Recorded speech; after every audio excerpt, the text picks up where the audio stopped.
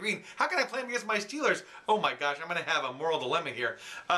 Jerk Store, on the other hand, has Stafford going up, Forsett looking good, Murray okay, Amari Cooper just killing it out there, Jimmy Graham, that ginger, maybe he gets her some points. They're projecting the Smashers to win. Hard to argue against that one, Crystal. I'm sorry. I don't see anything but a Smashers smashing once again for, unfortunately, for the Jerk Store. Okay, I'm going to go to maybe the game of the week. We got the punishment due going against Dad, the Ralph Wiggum experience, and I believe Jason has already pointed to the left field fence and is calling a victory, a guarantee this week. Stamp it. He has called it like Joe Namath in Super Bowl III. He's called his shot. He said he guarantees a win over Todd. So this should be a lot of fun to watch. I think I'll probably be watching this more than my own score because I don't want to get depressed. I'll enjoy this to see them running up on each other. You got Dalton versus Tannehill, which sounded funny at the start of the season, but it's no longer funny. It's a real shootout. Miller getting it done in Miami thanks to that new coach. Gurley looking like Gurley, not a girl at all. Ingram looking awesome. Martin disproving most people. Julio Jones against Beckham, what a great matchup there. Cobb against Hopkins. This is like a one-to-one shot. It's like they're going to be trading blows all day. I cannot wait for it. Let's see what happens. When the dust settles, I think Jason wins simply because I can't stand to see Todd continue to do this. Wow, it's killing me. Who's next? Is that it? No, we got one more. One more. Two teams at 3 and 4. We got Baltimore versus the Mouseketeers. Yes. Terry is hoping for a much better day for Mr. Edelman. Brady will do his Brady best. Interesting, she might see a big pickup with Blue now that Foster's out for the year. She's looking for Heath Miller to do better than his 0 from last week. On the other side of the tape, we got Brandon Marshall looking good against Oakland. Ooh, that should be a big day for him. Keenan Allen looking to have a good 20 out. Fitzpatrick with a good 20. Lynch looking to do well. Gordon, I don't know about that. Charles Clay, he's on a bye. Don't forget about him. How about Willie Snead? Maybe he actually gets a touchdown this week for him. They're projecting Voldemort at this time.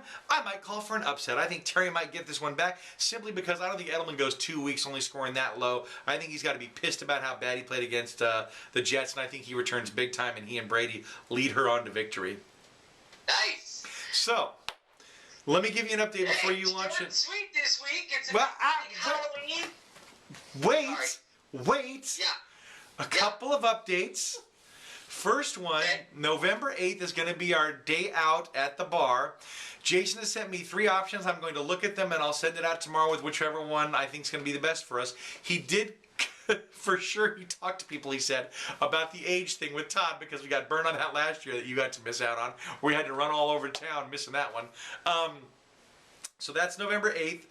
You're going to be in town the week of Thanksgiving, so we're going to do some of my house on that one, so that'll be fun. Sunday before, right? Yep, that'll be the Sunday before, so that's going to be awesome. And then obviously Turkey Bowl will be open for anybody that wants to play on Thanksgiving morning. We'll try to do it somewhere close here so that everybody can play that wants to. And so those are our little get-togethers at the start of it, at least for now. I'll send out more details as we go. Thanks for everybody playing so far. Like I say, 4 weeks. Everybody set your lamps. I know everybody's doing a good job of keeping up on this. Interesting, and let me get your thought on this, and this will be our last topic, and then you can take us out with whatever you want to. But interesting, there's only been one trade this entire year, and that was early on in the season. Now, I have a theory, and you tell me if you think this is right or if I'm way off base on this one, okay? So my theory is that unlike most years where you have a good group of players at different positions that are all doing pretty well every week, meaning, okay, I might need a running back over here, you got a good wide receiver, let's see what kind of trade we can get to mix and match these things.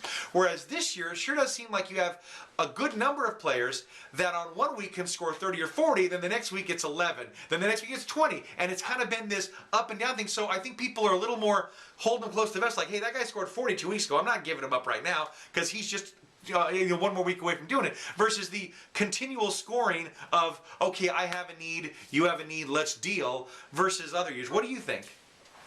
No, I think you're onto something. I also think that, injuries have been huge this year, so you got people holding on to starters and studs, hoping they come back, and all they got left are the guys they have to play now. Right. Because they're backups and everything else. And that's it might be a little bit of that. It might be, the year has gone by fast, too. Yes. It's like, You blink your eye, and it's already halfway through. I'm shocked. Yep. And I was going to say, you bring up a really good point about the injury thing, is that maybe it's not just what you said, but it's also the fact that with all these injuries, you almost want to keep players as long as they're just healthy, because if you lose somebody, you've at least got somebody to plug in that can at least start and get you something versus their backup who God knows how they're going to do or if they're even going to use them, right? So, yeah. All right. So you got any parting words for us on Halloween other than have a good time trick-or-treating? Tell everybody going out to be safe and have a good time and happy Hallows Day. Happy Halloween, everybody! Don't forget to wear your masks like I did, and maybe I'll do something next week as a punishment. But anyhow, for Kevin Heath, this is Matt Dickey signing off. Set your lineups. We'll see you next week, friends. Stay classy, Bone Storm.